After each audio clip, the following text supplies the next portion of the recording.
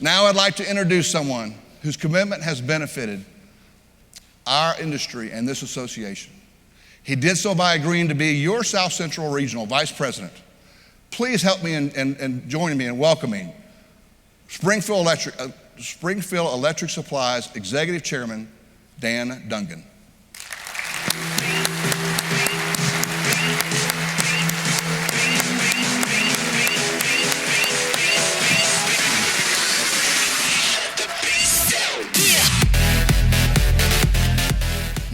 Thank you, Glenn.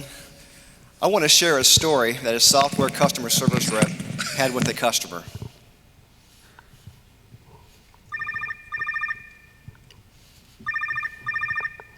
Hello, may I help you? Yes, I'm having trouble with Word. I was typing away and all of a sudden the words just disappeared. So what does the screen look like now? Well, nothing. It's blank. Are you still in Word? Well, how do I tell? Well, do you see a cursor on the monitor? What's a cursor? Oh, never mind. Well, let's look at the back of the monitor and find the power cord. Is it plugged into the wall? Let me see here. Oh, yes, it is. Okay. Now we're getting somewhere. There should be another cable in the back of the monitor. I need for you to follow it for me and tell me if it's plugged into the back of your computer. I'm sorry, I can't reach it. Well, can you see it? Well, no, it's too dark in here. What do you mean it's dark? Well, yeah, the office lights are off and the only light I have is coming through the window. Well, go turn the lights on then. I can't. There's a power outage. A power outage? And now we've got that problem solved. Do you still have the boxes and packing material the computer came in? Well, of course. Great. Go get them, unplug your system, pack it up in the box, and take it back to the retailer. Oh, is it that bad? Oh, I'm afraid it is. Well, what should I tell them? Well, just tell them that some people are in the dark and they shouldn't own a computer. I'm sure you all can relate to this example of being in the dark as it relates to our technology in our industry. But let me take this opportunity to shine a light on where we've been and where we are going.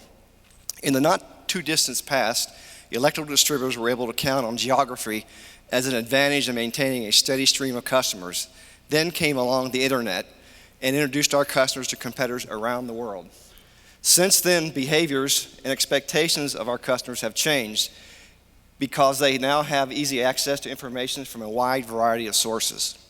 Now, that's not necessarily a bad thing. As competition continues to expand, so does the potential for customer growth. Revenue for electrical wholesalers is expected to grow from around $100 billion in 2014 to somewhere north of $130 billion by 2020. That's an estimated growth rate of 4.5%, according to a report by Discorp. The industry is enjoying phenomenal growth with lighting, which is just beginning to transition from a connected ecosystem or the Internet of Things. Lighting is expanding well beyond just LED and energy savings.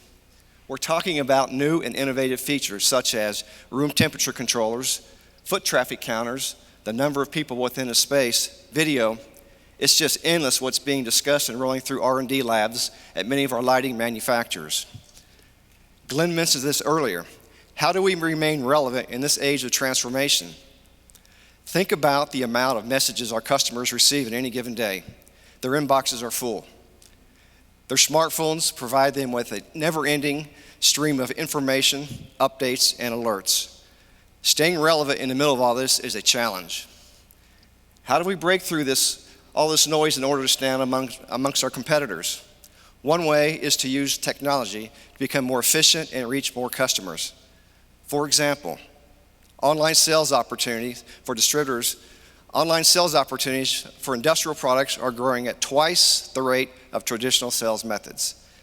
Even though contractors are currently buying less than 10% of their total volume online, that percentage is steadily increasing, which is creating a wonderful revenue opportunity for us.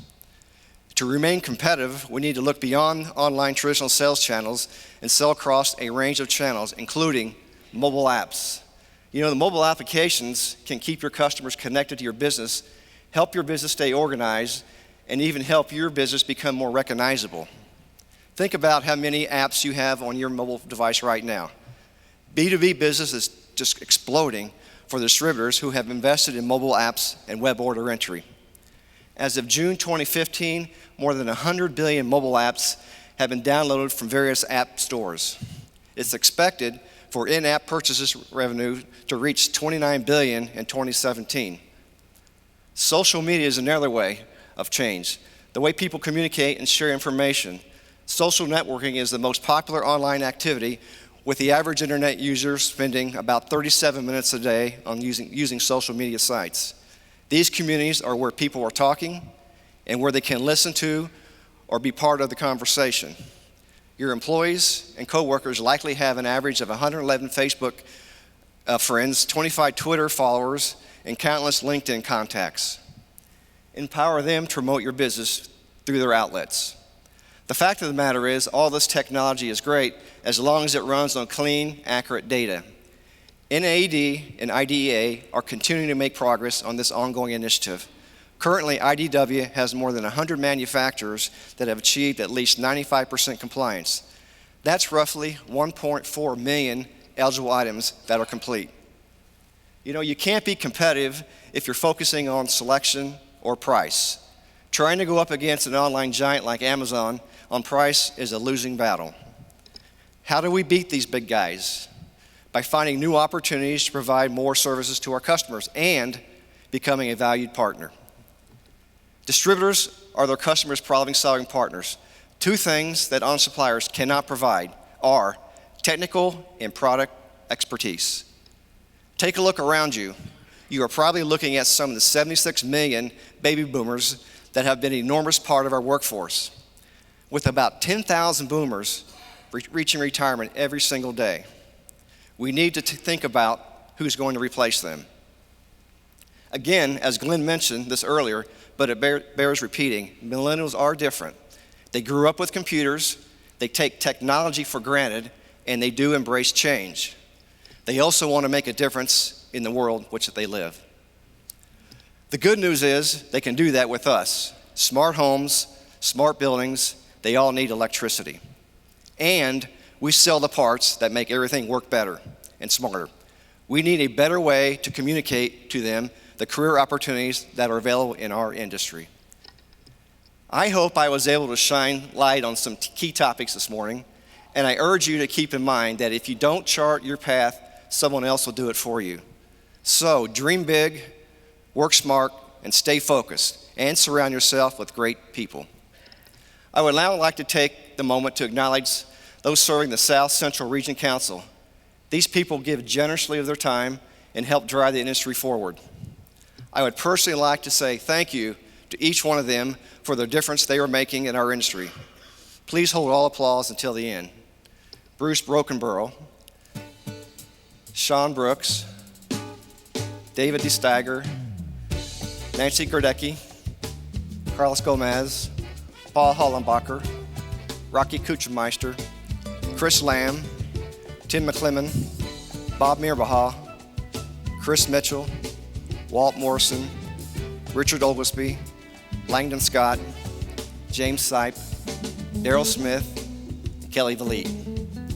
The incoming Vice President of the South Central Region is Daryl Smith of IAC Supply Solutions. Also, I would like to announce Walt Morrison of Interstate Electric Supply as our new Vice President-elect. We sincerely appreciate your willingness to step up and serve. Let's give them all a round of applause for all their contributions.